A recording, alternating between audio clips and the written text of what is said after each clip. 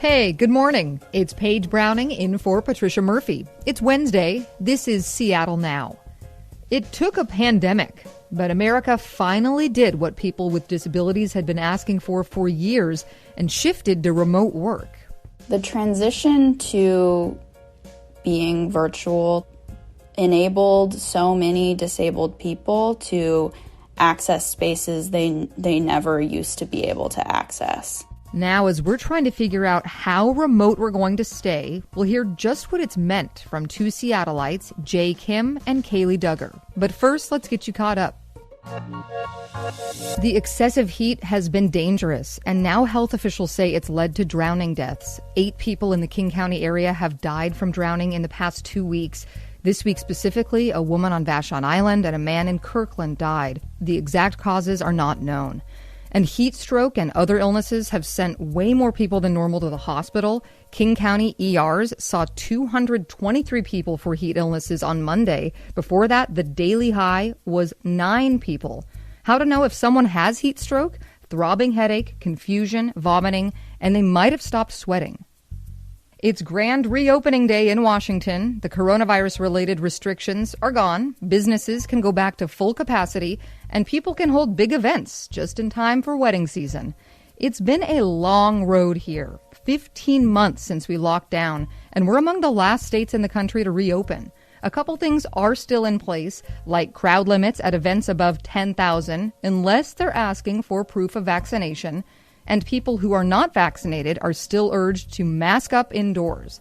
The Mariners will celebrate the reopening Friday with a fully open ballpark. And speaking of the M's, one of their pitchers is appealing a 10-game suspension after being caught with a foreign substance on his glove. Umpires say Hector Santiago had a sticky substance to help with grip, and that's off limits as of this season. Santiago says he didn't use any banned substances, but that call will be made in New York, where his glove was sent for inspection. If the suspension stands, the M's will be down a pitcher until July 9th. Working from home has been a necessity for most workplaces to hold back the coronavirus as much as possible. But there's been an argument about its necessity for years before, as an option for people with physical and intellectual disabilities. My guest today will give us insight into what this past year's been like from that lens. I'm joined by Kaley Duggar and Jay Kim from the Arc of King County, which serves people with developmental and intellectual disabilities. And a note before we start, Jay speaks through an augmentative and alternative communication device. It synthesizes speech through text. You'll be hearing her through that. Hi, Jay and Kaley. Hi. Hi, thank you so much for having us. So let's start here. Have you both been working remotely 100% during the pandemic? I have been fully working from home, and it is really accessible to me. So I've been 100% remote for most of the last year and only recently started going into the office about 1 day a week. What was it, 12, 14 months ago when remote work really started happening? What were you thinking when I know that having more accessibility has been something that the disability community has asked for? I was really nervous at first to even ask my employer if I could start working from home. I actually was not working for the ARC at the time, and I was very anxious about asking. And it was kind of at the very beginning of when things were starting to be shut down, but I just decided that I no longer felt safe. So I did ask and was approved. It seemed like very quickly that was what everyone was doing. And that felt good. It felt like I'm not just making this too big of a deal. Everyone needs this to stay safe.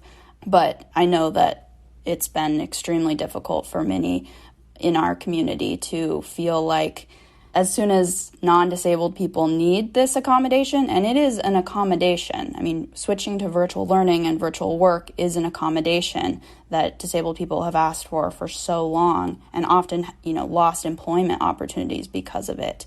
And for it to just quickly be granted to everyone is frustrating, but at the same time, it's a testament to the fact that accessibility for the disability community is also beneficial for everyone. working remotely, online events, it's not a new concept for any of us, especially members of the disabled community. Can you give some examples of the growing pains of all of a sudden going fully remote?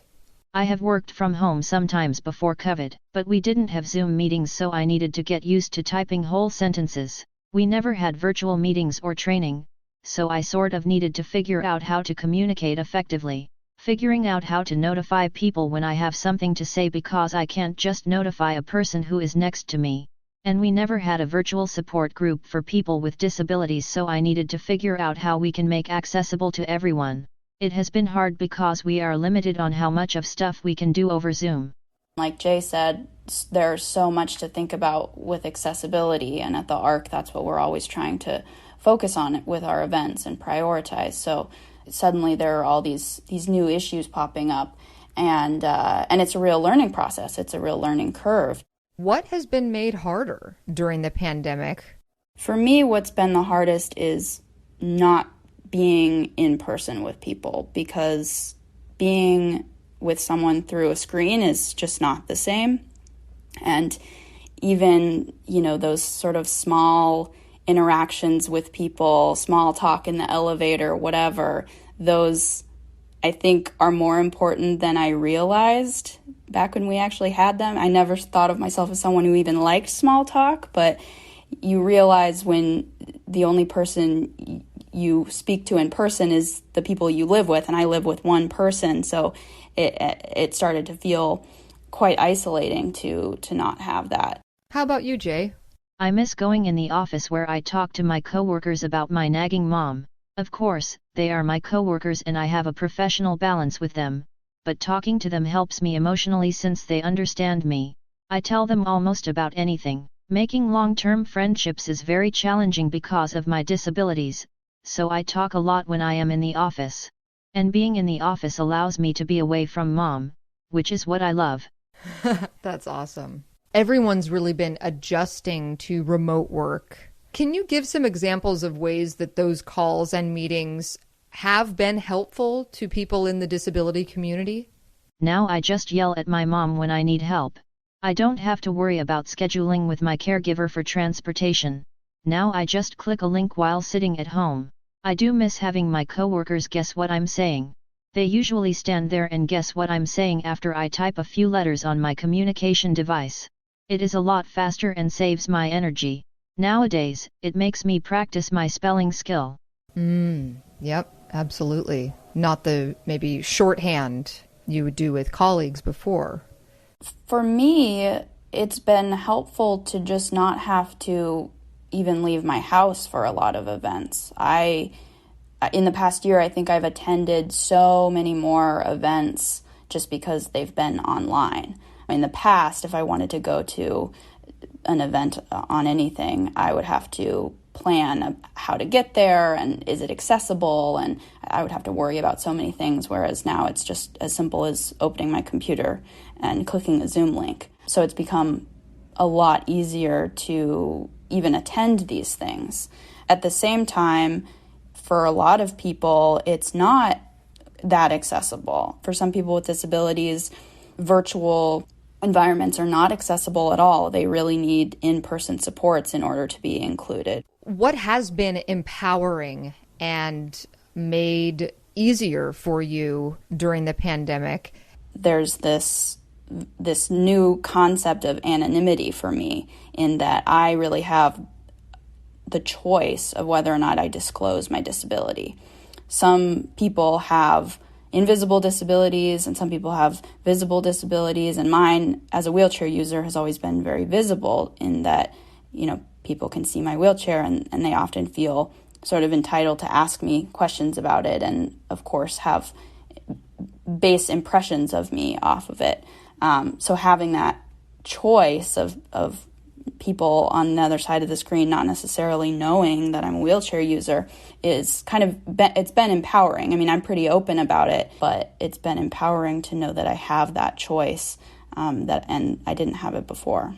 For a lot of people, especially people with invisible disabilities, I think it's been quite difficult it is always difficult for people with invisible disabilities to get accommodations, because people often don't believe that they really need the support they claim to need. And I imagine it's even more difficult with a virtual environment because your needs are happening at home rather than in the workplace or at school. And I know it is with school often a barrier where your needs, your accessibility needs are happening at home, but it's during the virtual learning or virtual work environment. So you still need those things, but it's that much harder to convince those in power that you need those things because they're not seeing it.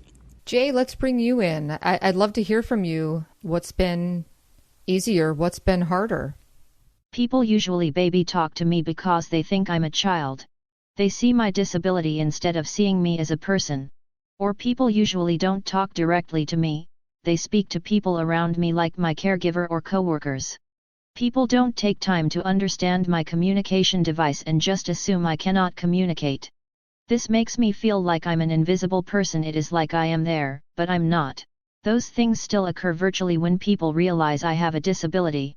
Now people try to unmute me and ask me to talk. They don't give me time to type my message and they think I have a technical issue. When I tell them I am nonverbal, they also assume I need an ASL interpreter or caption. People think when you are nonverbal, you also are deaf. Mm-hmm. Wow. Yeah. Thank you for that. That's, I'm not sure what to say. Our systems are set up in such a way that any pauses, any accommodations have not been built into the systems that we have. And even in the pandemic, I'm learning from you, it's everything's not fixed because we're virtual and not needing to navigate the world. Are there things about the pandemic that you hope will stay in place? Jay? I hope to work from home some days and in the office some days. My mask keeps falling down, so it's nice to not have to wear it.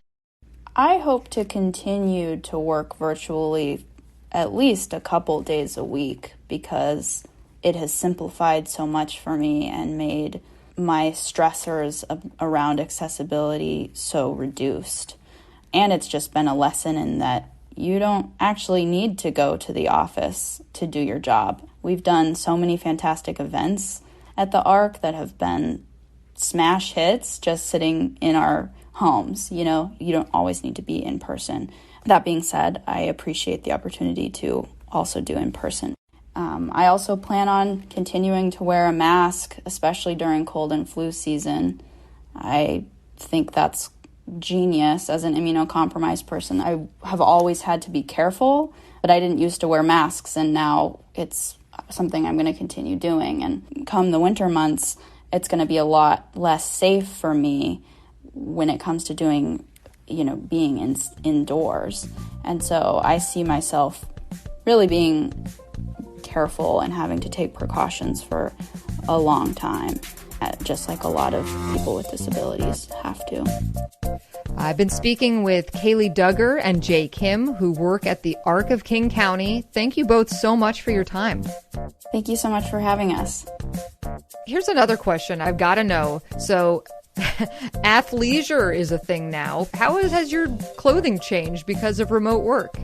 I haven't even thought about clothing as an accessibility thing, but that's actually a really good point. It can be difficult to get dressed for many disabled people, especially in pants with lots of buttons and things like that. It's been a breeze for me to just wear pajamas and, maybe a professional shirt when I have a Zoom call.